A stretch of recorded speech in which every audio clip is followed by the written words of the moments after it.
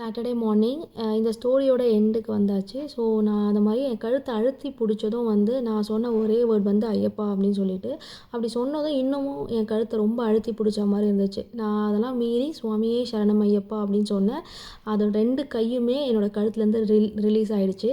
So நான் அதை கண்டினியூவாக சொல்லிக்கிட்டே இருந்தேன். அது சொல்ல சொல்ல வந்து அதை அப்படியே எப்படி என் மேலே ஏறி வந்துச்சோ அதே மாதிரி இறங்கி ஓடினதை வந்து என்னால் உணர முடிஞ்சது. ஸோ சுவாமினா வந்து டிவியில் காமிக்கிற மாதிரி ஜுவல்ஸு அந்த மாதிரிலாம் நான் அவரை பார்க்கல. எப்படி பார்த்தேன்னா என்னால் ஒரு பாசிட்டிவ் எனர்ஜியும் ஃபீல் பண்ண முடிஞ்சுது. அண்ட் அதே சேம் டைம் நெகட்டிவ் எனர்ஜி என்னை விட்டு போகிறதையும் என்னால் ஃபீல் பண்ண முடிஞ்சுது. ஸோ இது எனக்கு பெரிய மிராக்கிள். சபரிமலை பற்றி நிறைய கான்ட்ரவர்சி இருக்குது. வாட் எவர் இட் மேபி, நம்ம வந்து உண்மையாக நேர்மையாக பக்தியோடு இருந்தோன்னா அவர் வந்து நம்மளுக்காக அங்கேருந்து வருவார். நம்மளால் சபரிமலைக்கு போக முடியலனாலும் அவர் நம்மளுக்காக வந்து நிற்பார். எனக்கு அப்படி தான் புரிய வச்சார். என்னென்னா இப்படிலாம் இருக்கணும், ரூல்ஸ் எல்லாம் செகண்டரி, அவர் நமக்குள்ளே தான் இருக்கார் அப்படின்றத எனக்கு புரிய வச்சுட்டார்.